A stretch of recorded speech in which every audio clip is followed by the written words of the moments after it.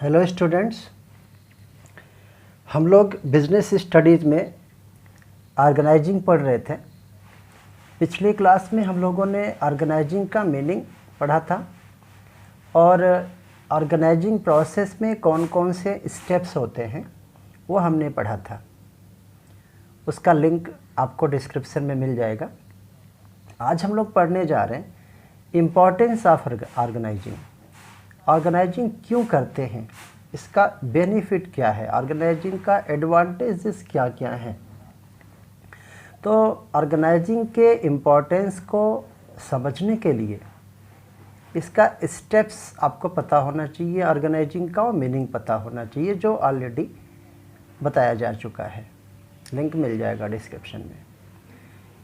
तो सबसे पहला हम पढ़ते हैं इम्पोर्टेंस ऑर्गेनाइजिंग का, स्पेशलाइजेशन।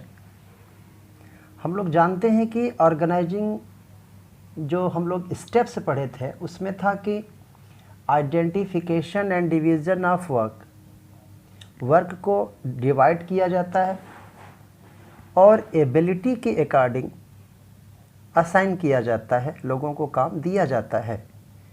तो जब हम काम किसी को देते हैं तो हम उसकी एबिलिटी के अकॉर्डिंग काम देते हैं और उसके क्वालिफ़िकेशन के अकॉर्डिंग काम देते हैं। वो जिस काम के लिए फ़िट है, सुटेबल है वो पर्सन, उसके अकॉर्डिंग उसको काम हम देते हैं।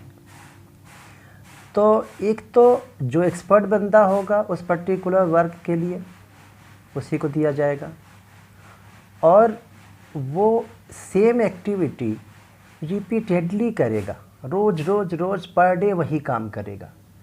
जब आप किसी काम को रोज़ करते हो तो आप उस काम के एक्सपर्ट बन जाते हो, आप उस काम के स्पेशलिस्ट बन जाते हो। जब वो बंदा काम करने वाला स्पेशलिस्ट हो जाएगा तो उसका जो परफॉर्मेंस है वो ऑटोमेटिक बेटर हो जाएगा, इफ़िशिएंसी इंक्रीज हो जाएगी और कम टाइम में काम कर लेगा वो और बेटर काम करेगा, क्योंकि एक ही काम को वो बार बार करने वाला है। तो the process of organising leads to a systematic allocation of jobs among the workforce. काम को डिवाइड कर दिया जाता है। Such division of work enables an employee, a worker, to become an specialist। वो स्पेशलिस्ट बन जाता है उसी काम को करते करते, तो ऑब्वियसली एफिशिएंसी इंक्रीज होगी। सेकंड पॉइंट ऑफ इम्पोर्टेंस है ऑर्गेनाइजिंग का, क्लैरिटी इन वर्किंग रिलेशनशिप। जब हम लोग ऑर्गेनाइजिंग का स्टेप्स पढ़े थे तो उसमें एक स्टेप था इस्टेब्लिशिंग रिपोर्टिंग रिलेशनशिप, जिसमें ड्यूटी असाइन करने के बाद ये डिफाइन किया जाता है कि किस पर्सन की क्या अथॉरिटी होगी और किस पर्सन की क्या रिस्पॉन्सिबिलिटी होगी। एक पर्सन, एक एम्प्लॉय है, वो किससे ऑर्डर लेगा और किसको वो रिपोर्ट करेगा। तो इसका बेनिफिट क्या होता है कि हर एम्प्लॉय को पता है कि उसका सुपीरियर कौन है। सुपीरियर मीन्स उससे अपर पोस्ट, उसका बॉस कौन है जिससे उसको ऑर्डर लेना है। तो इससे क्या हुआ, रिलेशनशिप क्लियर है, कोई कन्फ्यूजन नहीं है। आप काम कर रहे हो, आपको पूछना है कि भाई हमें ये चीज़ कोई बात पूछनी है अपने काम से रिलेटेड, तो आप किससे पूछने जाओगे। जब पता रहेगा ना किससे पूछना है, कौन हमें गाइड करेगा, किसको हम रिपोर्ट करें। तो क्योंकि ऑर्गेनाइजिंग में ये रिलेशनशिप पहले से ही क्लियर कर दिया जाता है तो कन्फ्यूजन आपके मन में नहीं रहेगा, किससे ऑर्डर लेना है, किससे आपको इंस्ट्रक्शन लेना है और किसको रिपोर्ट करनी है, किसके लिए आप अकाउंटेबल हो, ये क्लियर कर दिया जाता है ऑर्गेनाइजिंग में, जिससे आपका कन्फ्यूजन नहीं रहता, आपका टाइम वेस्ट नहीं होता है और काम आप अच्छे से कर सकते हैं। नेक्स्ट इम्पोर्टेंस का पॉइंट है optimum use of resources. Organizing में क्या होता है कि जो वर्क सौंपा जाता है, असाइन किया जाता है, वो एज पर एबिलिटी एबिलिटी के अकॉर्डिंग हम काम किसी को देते हैं। ऑर्गेनाइजिंग करते समय ये पहले से डिसाइड हो जाता है कि कौन क्या काम करने वाला है, किसको क्या काम करना है, कौन सा वर्क करना है, कौन सा जॉब करना है। तो जब एक्सपर्ट बंदे को काम दिया जाएगा तो क्या होगा, वो रिसोर्सेज को वेस्ट नहीं करेगा, वो टाइम को वेस्ट नहीं करेगा। और जब ड्यूटी पहले से डिसाइडेड होता है तो वर्क का ओवरलैपिंग नहीं होता है, वर्क का डुप्लीकेशन नहीं होता है। इससे आपका कन्फ्यूजन नहीं होता, मटेरियल वेस्ट नहीं होता, टाइम वेस्ट नहीं होता, जिससे हमारे रिसोर्सेज को हम बेस्ट यूज कर सकते हैं। बेटर तरीके से अपने रिसोर्सेज को हम यूटिलाइज कर सकते हैं, जिससे कि इफ़िशियंसी इंक्रीज होती है। नेक्स्ट पॉइंट है एडेप्टेशन टू चेंज। हम जानते हैं कि इन्वायरमेंट कॉन्स्टेंटली चेंज होता रहता है। हम लोग पढ़े थे बिजनेस इन्वायरमेंट का नेचर डायनामिक होता है। इन्वायरमेंट क्या होता है? डायनामिक। तो इन्वायरमेंट डायनामिक होता है मीन्स क्या? इन्वायरमेंट में हमेशा रेगुलरली कुछ न कुछ चेंजेज होते रहते हैं, और जो चेंजेज होते हैं इन्वायरमेंट में उसमें चैलेंजेस भी आते हैं हमारे पास और अपॉर्चुनिटीज़ भी हमारे पास आते हैं। तो ऑर्गेनाइजिंग करते समय हम क्या करते हैं कि इन्वायरमेंट चेंज होने पर हम ऑर्गेनाइजेशन स्ट्रक्चर को चेंज कर सकते हैं टाइम टू टाइम। और जो रिलेशनशिप है एम्प्लॉइज़ का एक दूसरे से, सुपीरियर और सबऑर्डिनेट का रिलेशनशिप है, कलीग्स हैं, उनको हम मॉडिफाई कर सकते हैं एनवायरनमेंट चेंज होने के अकॉर्डिंग। और वैसे भी जो काम करने वाले लोग होते हैं तो एक ही जॉब को बार बार करने से एक्सपर्ट हो जाते हैं। तो कोई भी चेंज होता है तो आसानी से, बड़ी इजीली उस चेंज के अकॉर्डिंग अपने आप को वो एडाप्ट कर सकते हैं, अपने आप को ढाल सकते हैं उसके अकॉर्डिंग। नेक्स्ट पॉइंट है इफ़ेक्टिव एडमिनिस्ट्रेशन। अब ऑर्गेनाइजिंग जैसा कि हम जानते हैं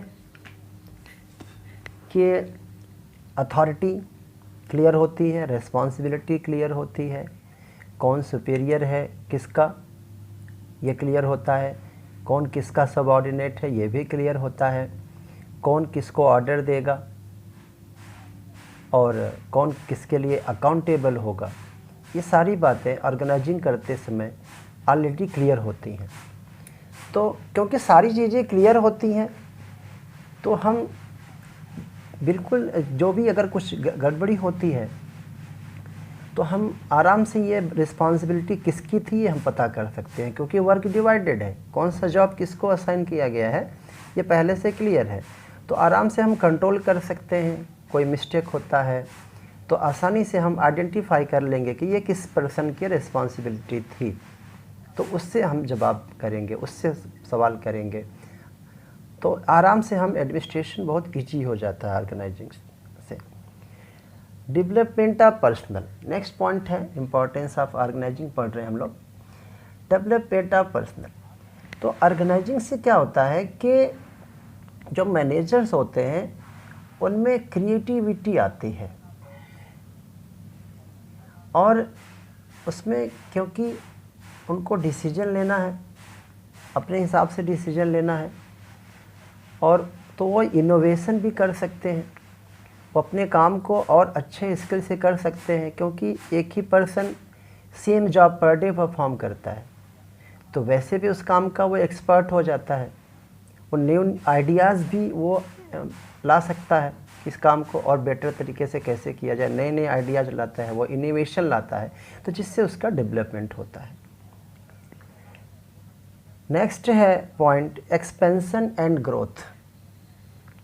क्योंकि हम लोग पढ़े थे मैनेजमेंट का जो ऑब्जेक्टिव्स होते हैं उसमें ऑर्गेनाइजेशनल ऑब्जेक्टिव में ग्रोथ भी एक होता है बिजनेस का, survival, profit and growth. 3 organizational objectives होते हैं मैनेजमेंट के, जिसमें एक ग्रोथ भी है। तो ऑर्गेनाइजिंग से क्या होता है कि एक तो जो भी पर्सन है, जो भी एम्प्लॉय काम करने वाले हैं वो स्पेशलिस्ट बन जाते हैं, एक्सपर्ट बन जाते हैं अपने काम के। इससे होता क्या है कि काम जब बेटर तरीके से हो जाता है, एफिशिएंसी इंक्रीज हो जाती है, तो और भी हम जॉब पोजीशन इंक्रीज कर सकते हैं और नए डिपार्टमेंट हम इंट्रोड्यूस कर सकते हैं। प्रोडक्ट लाइन को हम डाइवर्सिफाई कर सकते हैं। जैसे हम कोई प्रोडक्ट 4 प्रोडक्ट बना रहे हैं तो 5वां प्रोडक्ट बनाना स्टार्ट कर देते हैं, जिससे हमारे बिजनेस का ग्रोथ होता है। प्रोडक्शन कैपेसिटी को हम इंक्रीज कर देते हैं। तो ऑर्गेनाइजिंग बहुत ही इम्पॉर्टेंट फंक्शन है मैनेजमेंट का। फर्स्ट फंक्शन प्लानिंग हम लोग पढ़े थे, सेकेंड फंक्शन है ऑर्गेनाइजिंग। तो ऑर्गेनाइजिंग में इसके बहुत सारे बेनिफिट्स हैं, क्योंकि केवल प्लानिंग से काम तो चलता नहीं। ऑर्गेनाइजिंग क्या करता है? ऑर्गेनाइजिंग प्लान्स को ट्रांसलेट करता है, इम्प्लीमेंट करता है, और इम्प्लीमेंट करते समय सबका वर्क डिवाइडेड होता है, वर्क की ग्रुपिंग हो जाती है, सबकी ड्यूटीज़ फिक्स हो जाती हैं, अथॉरिटी रिस्पॉन्सिबिलिटी रिलेशनशिप सबका क्लियर हो जाता है, जिससे हर एम्प्लॉय, हर मैनेजर, हर वर्कर अपने काम को बेटर तरीके से कर सकता है। और बेटर तरीके से करेगा तो ऑर्गेनाइजेशन की एफिशिएंसी इंक्रीज होगी, ऑर्गेनाइजेशन में इफ़ेक्टिवनेस आएगा, तो ऑर्गेनाइजेशन डेवलप करेगा, और डेवलप करेगा ऑर्गेनाइजेशन तो ऑब्वियसली उसमें ग्रोथ होगा, उसमें प्रॉफिट्स हमारे ज़्यादा होंगे, और बिज़नेस को हम जितना चाहे उतना इंक्रीज कर सकते हैं। तो इम्पॉर्टेंस को समझने के लिए, क्योंकि ऑर्गेनाइजिंग का मीनिंग भी ज़रूरी है, ऑर्गेनाइजिंग प्रोसेस के स्टेप्स भी ज़रूरी हैं, तो इसलिए अगर वो आप वीडियो नहीं देखें तो आप लिंक में ज़रूर देखिएगा, उसका लिंक आपको मिल जाएगा, जिससे आप वो वीडियो अगर नहीं देखे हैं तो ज़रूर देखिए। तो इतना ही इम्पोर्टेंस ऑफ ऑर्गेनाइजिंग है, बस इतना ही। नेक्स्ट टॉपिक आगे पढ़ेंगे।